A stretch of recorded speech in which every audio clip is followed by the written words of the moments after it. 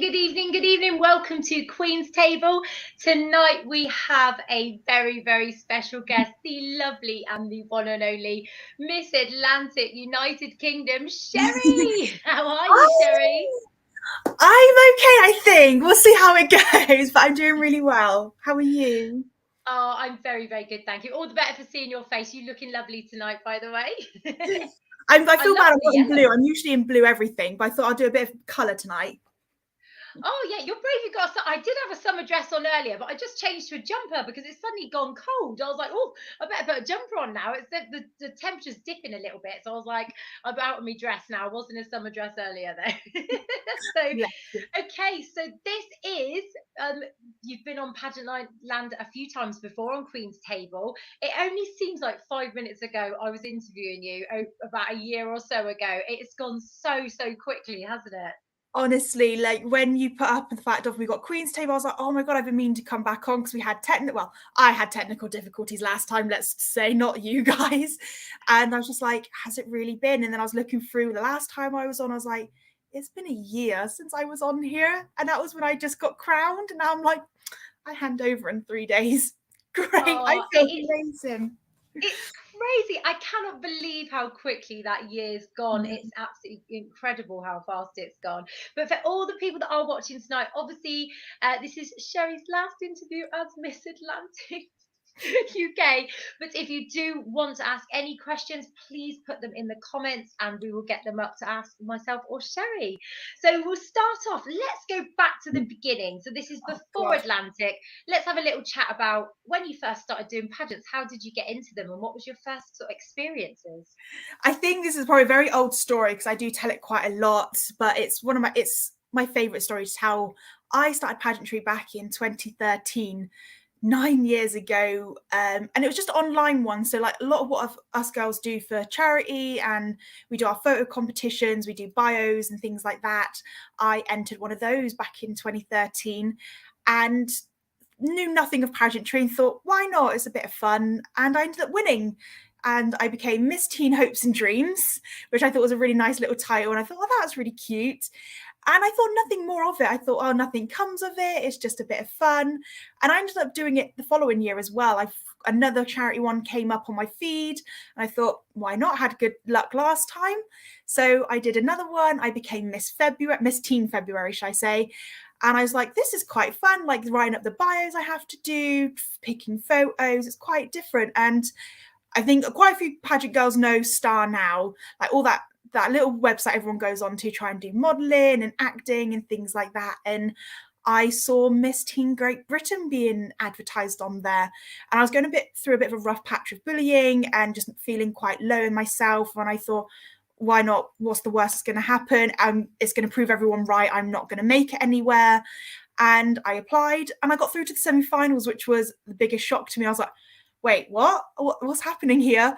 And then I got through to the grand finals and I competed in 2015 on the Miss Teen Great Britain stage. And it was a whole new experience and an eye-opener for me.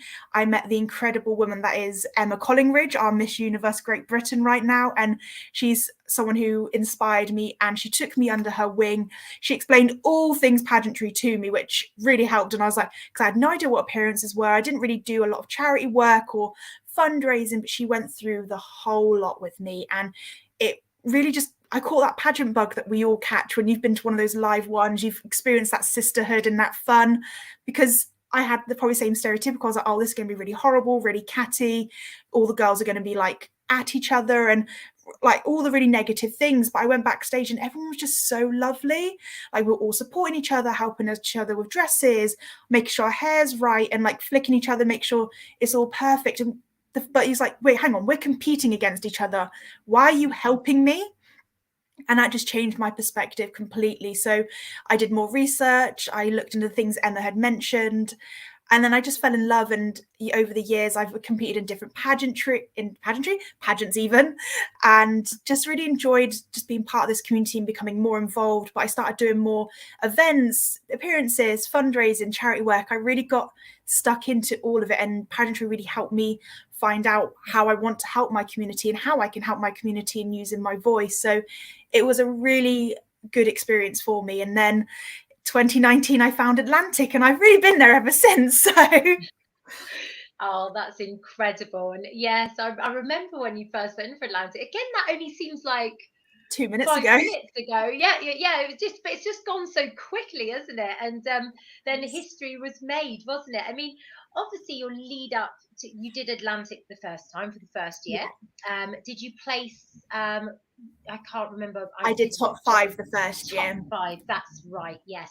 And then it was your amazing lead up to last year's final, and everyone noticed your transformation. I mean, how did you prepare? Because you just sort of blew everyone away, I think, in your lead up Yeah. last year.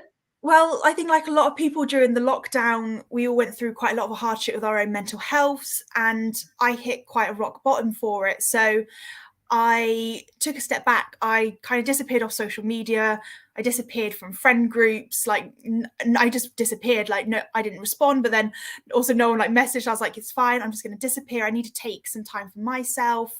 I lost my job and I was really in a low place. And I was like, I missed everything. And then I started getting closer. And then I think someone messaged me going, oh my God, it's only like 7 months till Atlantic. How's everyone feeling about it? Like, what have we got planned? And I was just like, I've got 7 months before I'm about to compete for the title that I've wanted for 2 years. I need to get myself into gear. I need to sort myself out. And I was feeling really rubbish about my physical health because I'd gained quite a bit of weight and I was feeling really groggy. So I ended up going with a personal trainer. I then spoke to Rachel Tate from Pageant Coaching Academy, who kind of helped bring that sparkle of pageantry back into my life. And them two together just kind of really kicked me into high gear, and I went full steam. I put my absolute all into my training, both pageantry and physical, and then I started getting my life back with my work, and it all just kind of fell into place for me, which is what I needed. And then I think it was February, I was in a really good place. Like my makeup skills had got better because I was practicing so much. My hair skills still a bit foggy right now. Let's not be honest. Like I've not done anything with my hair tonight, but it's a work in progress. But it's just what I needed. And you've always got to have something to make in progress in. So that'll be my hair and makeup skills. But I just love also getting my hair and makeup done. So if I'm not really good at it, it gives me an excuse to go and get it done because it's really just nice and relaxing getting pampered for that little bit. So that was what kind of really kickstarted me into doing that preparation. And then I didn't realize how big of a deal it was to everyone until I started posting like a couple of before and after photos and just really seeing the difference in all the comments I started getting. I was like, oh, okay, I have really changed. I really like kicked myself to get myself on the go again. So it was just an incredible bit of fun for me. And I was doing it all for me as well. It wasn't even I was doing it for Atlantic. It was something that I needed to do for my own health that just kind of benefited me for when I was competing, because I felt the best I'd felt on my videos. I felt so confident. I felt amazing. And that's what you want to ooze when you're on stage. You want to feel that confidence. You want to be happy in yourself. And that's all I ended up doing in the end.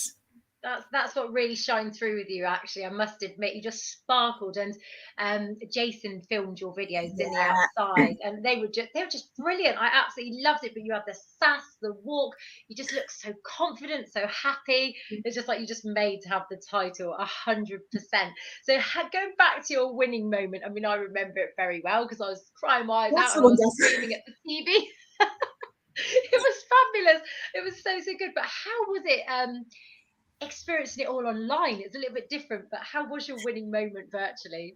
It was really weird having the winning moment virtually, because usually like you're holding hands with the top two, and usually top three or something's called, like that's potentially going to be you. But virtually Romy didn't, or Jessica, who was our lovely compere for the night, didn't announce the top three. It was from all of the girls. This is second runner up, first. So it was me and I think it was like 6 or 7 other girls it could have been. So I'm like you can't even comprehend, like, oh, it could be me, but it's like, well, it could be, but it also could be 6 other people, where usually you're stood there with one other person, like, it's me or her, like, oh my God, is this going to be it?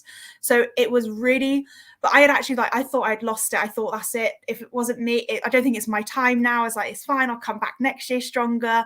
And then I'm holding on to my mum, like, oh my God, like, what's going to happen? And then I think the comments got it first. We were a couple of seconds delayed. So my mum started screaming first, So I didn't actually know straight away because my mum had the phone, because my phone was on like my ring light ready, because for if we won, we had to do very similar to what we're doing. I had to click a link to come onto the live stream.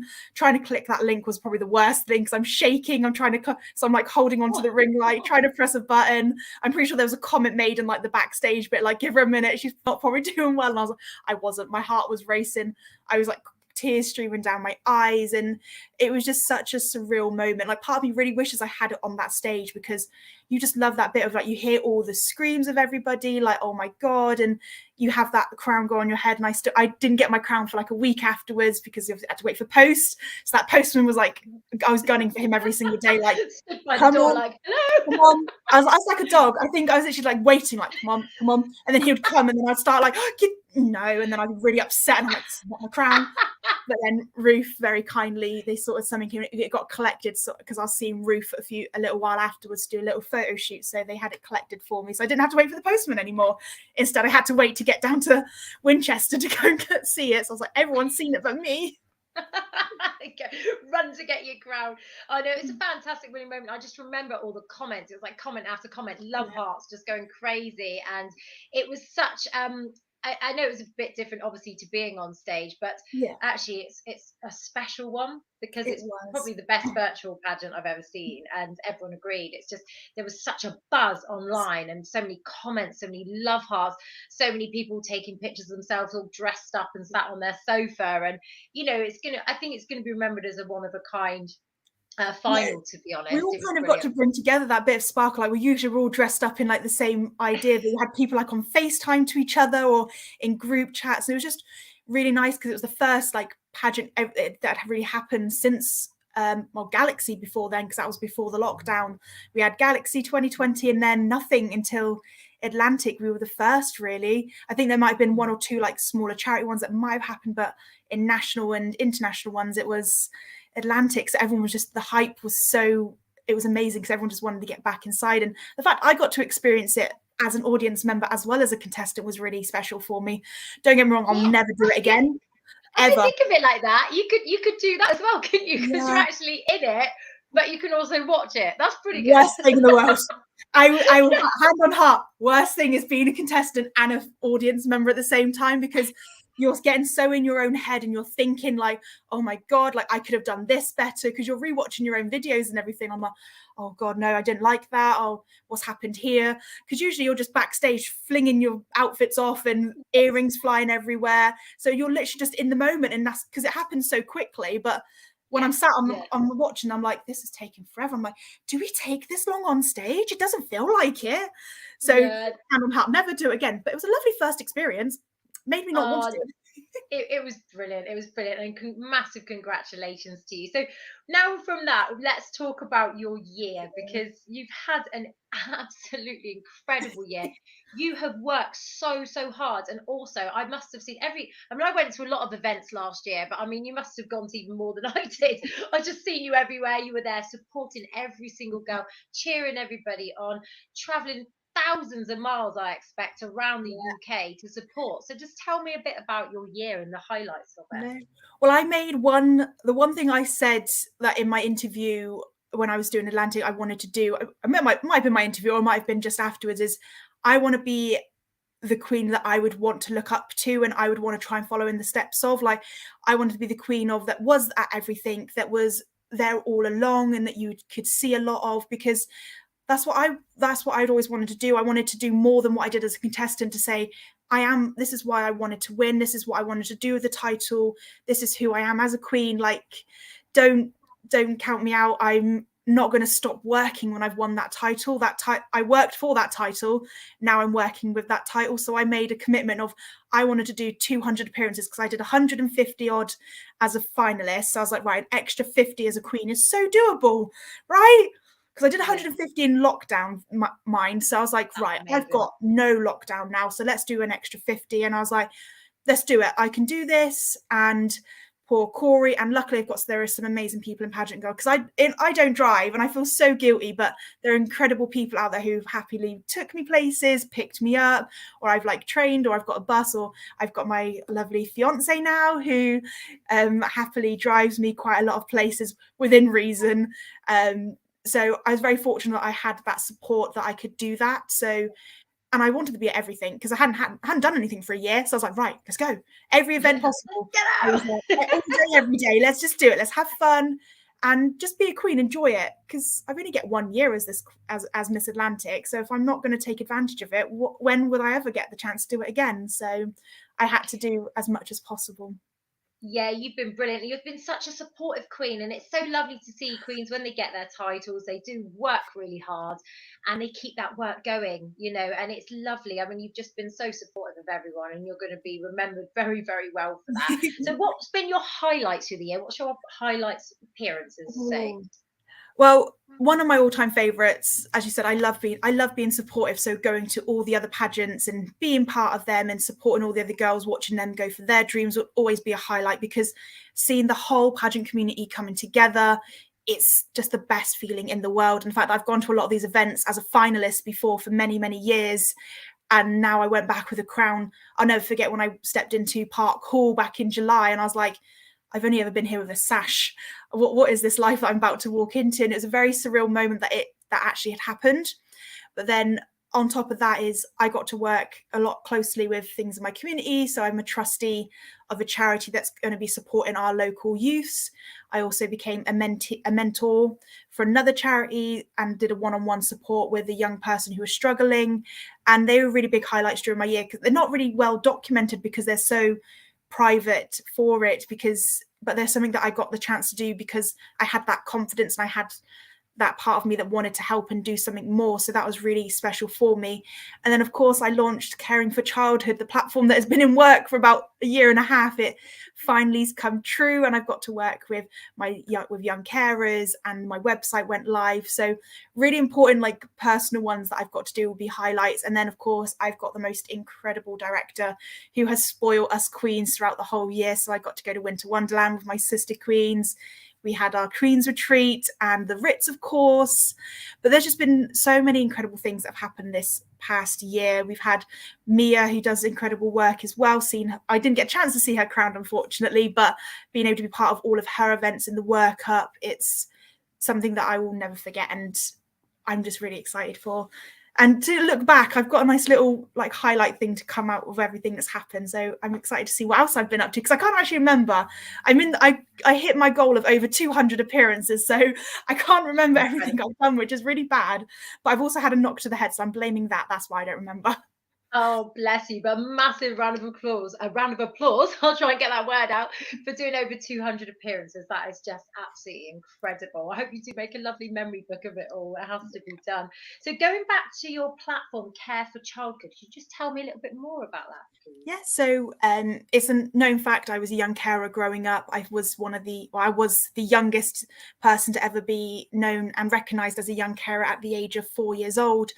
And being a young carer, you lose your childhood and you lose very pivotal learning moments and social moments. I still struggle to this day when it comes to social cues and social environments. So but it's not recognised. People don't understand the type of things that we do as young carers, and most people don't understand that they are a young carer because they think it's just what they do. It's just helping your family. It's being a family person, when actually, no, you're taking on a much stronger role than that. And I want to raise that awareness and get people to recognise that what they're doing isn't necessarily normal for a child, because you should be able to go out, see your friends, like go to sleepovers. But we lose a lot of that because we're constantly in the mind of worrying for our family or doing housework or different things like that. So that was one of the goals I wanted to do, is to make young carers more recognised worldwide. I've done a lot with national and local. I'm very lucky. My local young carers have got the most incredible team around them, and they do so much to get them the help they need. And then it's not recognised in schools. Well, outside of Swindon, should I say, it's not really recognised. We've got an incredible system that happens. All our schools are linked up and they support young carers, but nationally it's not recognised. We get told, we get fined for our attendance, we get badgered about our attendance because it's so low because we're at home. So it's something that I wanted to make a change for, and I will keep petitioning to make it better for them, because we lose out on our entire childhood.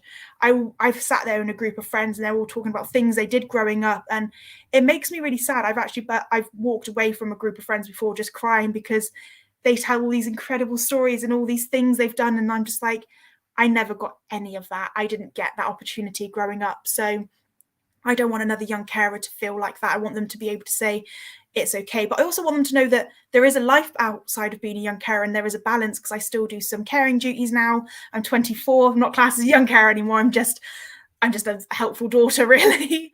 So, but I want to know there is a life you can have afterwards, and there is going to be something for you. You can still go to college, you can still go to university, have your dream career. And that's the end goal for me, so that they don't feel so alone in this whole big wide world. Oh, what that is just such an incredible platform, very close to your heart. And it is true, because a lot of people are not so aware of that situations and how it does affect children and like when they're young and things like that. So well done so much for that amazing platform and getting that information out there. That's fabulous. And so just going on, before we're going to talk about how you're feeling about Saturday, what other charities have you supported over the last couple of years? So, of course, Atlantic do a lot of work with mind, mental health. And during my first year and a bit of Atlantic, I worked very closely with the national and my local mind.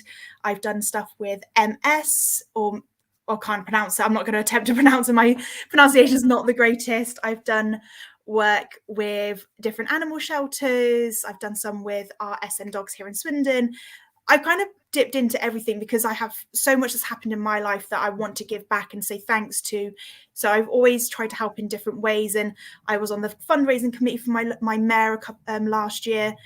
Sorry, not last year, year before. And we did a lot of work for our local Deaf Society, and also CALM, which is cancer and leukemia support group for families. So I've done pretty much a lot of everything. I always say supporting Macmillan, Comic Relief, and all the big charities that do very big awarenesses throughout the year, because I wanted to be able to give back to as much as possible, so we can find what's right. We've had our NHS and our mental health really get hit the last couple of years with this pandemic. So I did a lot of work trying to help them and do as much as possible. And then we've got here in Swindon Brighter Futures, who have hit their goal of being able to build a cancer radiotherapy unit here in Swindon, instead of all of our cancer patients having to travel up to Oxford or even further to get treatment. And now they're just built for continual fundraising to make things better within our hospital, our children's ward, and all different things like that. So, and I'll always support them here in my local community. That's brilliant. Oh, you do so much. And it's good though. I mean, if something really touches you in your heart or anything locally, it's good to get involved and give back, like you say. So, oh, what an incredible year, honestly. And of course, we've got all our pageant girls who have all of their charities that I always try and get involved with all their events and do their fundraising. So I feel there's too many, I think, charities that I think we all get involved in to help each other out, to get that awareness out and fundraise. So yeah, definitely. I love it when pageant girls support each other with their fundraisers. That's very, very good as well, isn't it? So the question, how are you feeling about Saturday? I've had a lot of cries already. And like, I'm going to be very honest, it's a really exciting time. It's exciting. We get to see the new set of queens. I get to come back to Pageant Land. I get to come back to my home. I get to see all the incredible finalists, my sister queens, and everything. But I am genuinely devastated that it's over. Oh my god, no! I'm not doing this on camera. I've still got 2 days, but yeah, please you get me going. I've got. I've been getting messages the last few days, and every time I see them, I just burst out crying, because it's like, how is it already coming to an end? I started writing my handover speech, and I sent Corey, he was in the office. I sent him a selfie. I was like, I don't think I'm okay, and I just cried for an hour, because this means the whole world to me, Atlantic, and the fact that it's now pretty much done for me. It hurts so much, but I'm so excited for the next chapter of my life, also the next queens that are going to come along, and because I just know how much fun and how incredible the year is going to be for them, and I'm so excited. But I'm like, I want to do it all over again. Can I keep myself? Yeah. Don't panic. When you get married, just come back and do it as Mrs. I'm not leaving Atlantic anytime soon. I've told Romy, like, right, this year I need Mrs. Wiltshire, like, reserved. That's my year. I'm coming back. I'm not leaving you anytime soon. I love it. But you're always going to be known as our Atlantic Queen anyway, so that's absolutely incredible. But yeah, it must be difficult because I just think we've just blossomed so much in this system. It's been absolutely fantastic, and it's been just so lovely just to watch your journey. And I just think you're going to stand out in my head as being one of the most inspirational queens I've ever met, to be No, honest. So don't cry, because you'll get me going. honestly, I like was like, this, it can't be her last interview as Miss that's this Atlantic. is what's been happening to me like the last like few days. Someone did a really because there's a lovely campaign going on called Nurture Week of trying to like for what you're thankful for, getting out in nature and inspirations. And someone tagged me in the most beautiful status. She was an IGM queen, IGM finalist, and Corey was working from home luckily, and I just went up and I just said, I can't do this anymore. I don't want to hand over. And because it was just such a sweet, and the fact that I've done what I wanted. I wanted to make a difference in some people's lives, and as long as it was just one person, but the fact that so many people have just got involved messaging me, it's been heart-wrenching in a nice way. But yeah, it's been amazing. Oh, everybody loves you, Sheri, honestly. So, but I mean, my family loves you as well. I tell I you love what, your they can't family. wait to see you.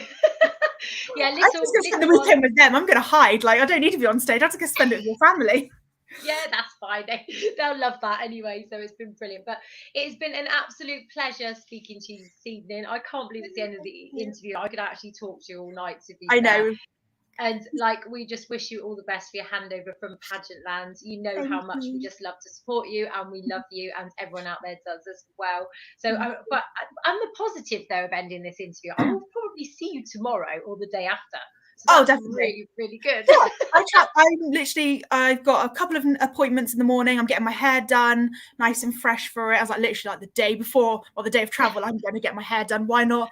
And I messaged my Sabrina from the Hair Boss, who's done pageant hair before. She lives down the road from me, so I go and get my hair done by her. So I messaged her, I was like, right, is there any chance you have any appointments like before Atlantic? Like, can we squeeze me in? And she's like, we could do the Thursday, is that okay? And I was like, what time are we thinking? She went 12. I was like, yes, I'm there. So I'm going to There see we her go. at 12 o'clock tomorrow, get my hair done, and then I'm traveling straight down, and so I can just relax, chill out, and not have to rush. And if I forget anything, I can go at least shopping nearby to get everything I forgot. Exactly. That's it. I mean, it's going to be a relaxing weekend because it's over a couple of days. I mean, like I say, if only you could see this room now, it's kind of like there's cases and boxes all around. Yeah, no. I feel just before when we were in the background, you could just see me moving stuff like around. I was like, right, there is a lot of stuff everywhere. I don't know how to fix all of it. We've got a pretty full car. Has anyone else done what I've done though and got a whole shoebox of envy earrings? I mean, is that normal? I mean, I packed the whole drawer full. You're speaking to the ambassador pretty much of earring envy. I'm wearing them now. I've got the entire case, but I'm also just like, well, I know earring envy is going to be there this weekend, so do I just like not bring any and just buy all new? She says with an entire drawer, literally just to my right, that is full. It's full to I need to get some organization done, but it's just full. I don't own any other earrings except I think I've got a couple of hoops, like plain hoops that you get from Claire's or something, and that's it. Everything else is earring envy because I just love. We all love Andy. Andy's incredible, and when you've been part of the systems that you get 20% off, you're just like, yes, buy all of them. Yeah, to be honest, my drawer has grown and grown. In lockdown, I did make an earring envy drawer, but then my husband's kind of noticed every time I go off to an event, and he's like, "Oh, there's all these purple, pinky packages keep turning up," and he's like, "Oh, another pair of earrings then." Like, see, no, honestly, I buy them. Corey does the really sort of smart thing. He takes my cards off me. He doesn't let me go to events with cards that earring envy is going to be at. He fails to remember that Earring Envy has a PayPal that is linked to my phone, that I'm the only one with the login, because he doesn't have my PayPal login. I was like, I'm going to keep this. And she also does bank transfer, which is also on my phone. So there was one event, I can't remember. He literally just said, you're not taking your phone. I was like, I need that so I can tell you when I'm ready, when I'm coming out. And he was just like, I want to give you no earrings. And I was just like, okay. 3 pairs of earrings later, snuck them in the bag. And he didn't see it until I was unpacking I tried to do it sneakily and unpack my case or my handbag a couple of days afterwards. He caught me. He's like, where are they from? I said, I've had them for ages. Like 3 days. Oh, it's brilliant. It's a pageant girl's dream earring envy, isn't it? It is It is. absolute dream. I mean, like I say, but I don't know whether I've got a bit of OCD or whatever, but mine are all like lined up in my drawer in colour order. And, Yeah, I you got your tried that, reds, your but blues, your AB. I had them all in like the rainbow colors and everything, and then if there was multicolored, I'd have them next to each other. I had it all sorted, but because I haven't got them in containers or anything, they're just laid flat on my drawer. Every time you pull the drawer out, it shakes them, so it's mixed them all back up. And I'm just like, right, I'm gonna go hand over, and then to make myself feel better on the days afterwards and forget that I'm no longer a queen, I'm just going to sort this entire room out behind me, because this is my pageant room, as it's called. It's the second bedroom in our house. Amazing. Corey's got his little man cave upstairs, so he's out the way. But I got the second big bedroom, which is my dresses. As you can see, probably here is all my Harry Potter stuff, then my pageant case, and then just makeup, earring envy, everything. So it needs a proper sort out, and hopefully I can go and buy some containers and get my earrings sorted, because I've lost all the backs. I'm going to be honest; they're just backs everywhere. Because I can't keep them together. I take them out because I'm so tired, fling them onto my desk. Like, right, okay, I'll sort that out tomorrow. And then I'm like, where's the backs to these earrings? And they're somewhere in this room. Yeah, that's it. I've ordered an extra bag of backs because I remember once before I went on stage, never forget, I was just literally about to go on stage, and my earring dropped out, and I was like, ah, ah, ah! But there's a girl behind me picked it up and literally went donk, and then I was like, hello. See, I think you wouldn't think pageant girls would do that. You think because we're competing, yeah, you can go out one earring on. No. Let's get you looking prim and proper. Let's get the earring in. Come on, it's all right, you know.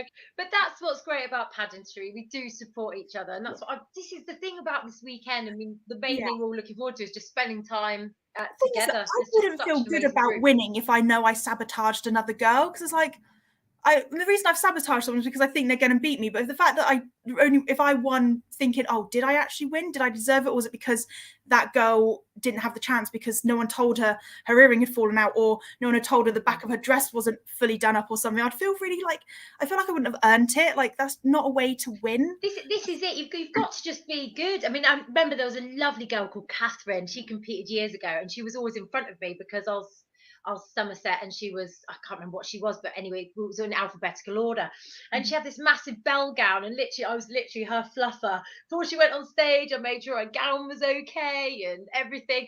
And this is what you do, but you don't even think about doing these things. You just do them naturally, don't you? It's all about just helping each other, getting into the dress. Everyone the best chance they have.